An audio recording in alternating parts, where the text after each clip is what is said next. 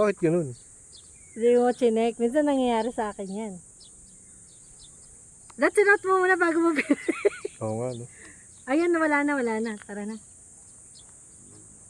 Ano ba yan? Nagsunod-sunod yung ano. Oh, puro bato. Si Edmond din kumuha. Sumubok lang siya. Ay. Pero nung nadapa ako, hindi niya na siya.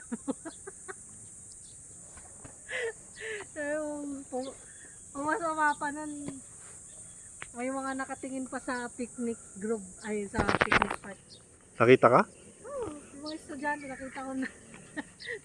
Baka nakilala ka na. Ito na naman si ate. Kaya,